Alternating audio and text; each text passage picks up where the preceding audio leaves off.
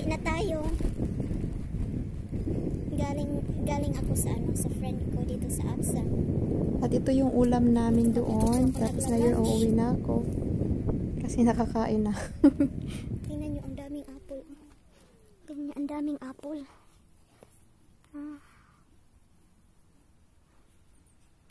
Tapos maraming horse. Ayan. Yung apple, tingnan nyo, ang daming bunga. Ang daming bungang apple. Tapos yung mga horse.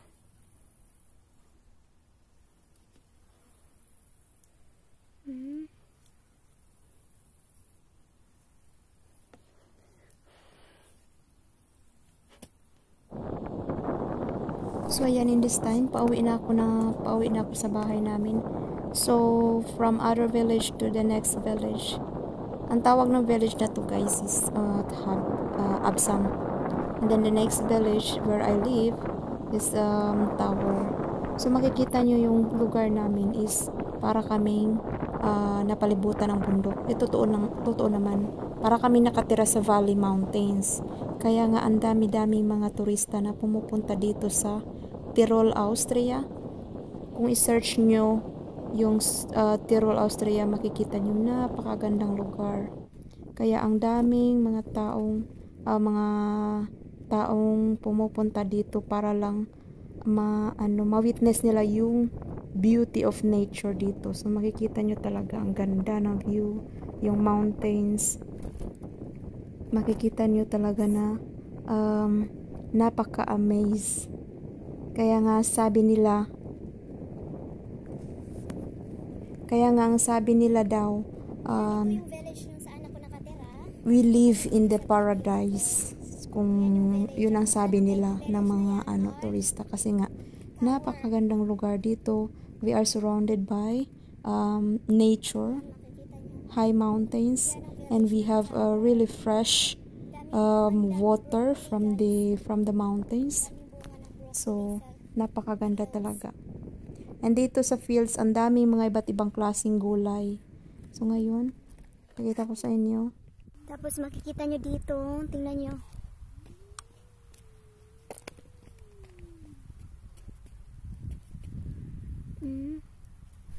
So yan pala yung mga iba't ibang klase ng salad dito sa Austria. May green, may purple, meron ng lettuce, iba din yung lettuce na salad. So dyan ako nakatira guys, yung village na yan. Ayan, dyan ako nakatira sa village na yan. At nag-scooter lang ako, yung electric scooter lang yung gamit ko. Kaya pauwi na din ako kasi nga pick upin ko yung anak ko sa kindergarten. And in this time it's already past 3 PM in the afternoon. So ayan. So makikita nyo talaga ang ganda ng lugar namin, as in. Kaya nga maraming mga turista ang pumupunta dito every year. Sa mga hindi nakakaalam, yung Tirol, Austria, yung Tirol, yung yung sa south lang. Hindi siya whole Austria. Yung Tirol, Austria lang na city or Bundesland is umabot ng ilang million, 30 million per year ang mga turista na pumupunta dito. Kasi nga, isa ang Tirol, Austria sa mga the best for skiing. Alam nyo yung mga skiing? Ayan. Isa yan sa mga the best ski resorts dito. Ang dami kasi dito mga ski resorts dito sa Tirol kasi nga we are surrounded by high mountains and kapal na mga snow dito every winter. Kasi nga yung mga mountains na yan mapupuno yan ng snow every winter. Kaya ang gandang mag-skiing. So yan, in this time malapit na tayo sa bahay namin. Yan yung lugar namin, diba? Ang ganda.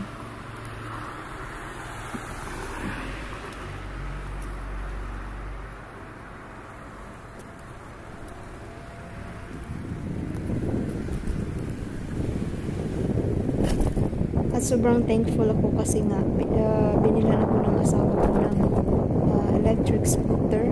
Mas madali siya kesa sa bike kasi kung bike kailangan mo magsikat-sikat para lang kumana. Pero itong scooter na to, magpindot-pindot ka lang, diretso na yung takbo. Tapos pwedeng mabilis, pwedeng pinakamabilis, at pwedeng eco lang, sakto lang. Kaya ang ganda nga nito kasi nga hindi siya hassle. Pwede mo siyang dalhin kahit saan. Kasi yung scooter na to, pwede mo siyang ilagay sa loob ng sasakyan, i-fold mo lang siya. Pwede mong dalhin kung saan gusto mo.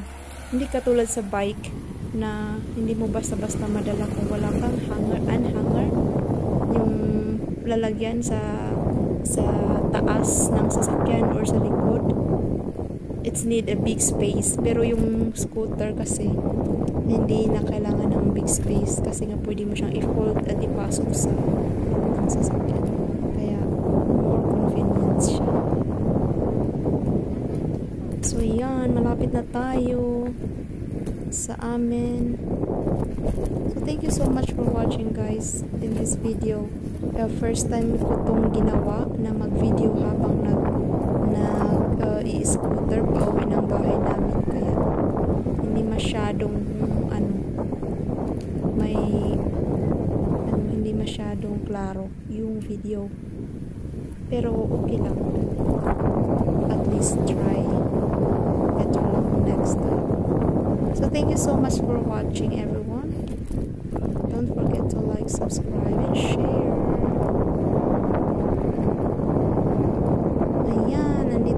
Sa bahay namin. Ayan yung bahay namin. Ayan, yan yung mga ayan. Oops, that's it.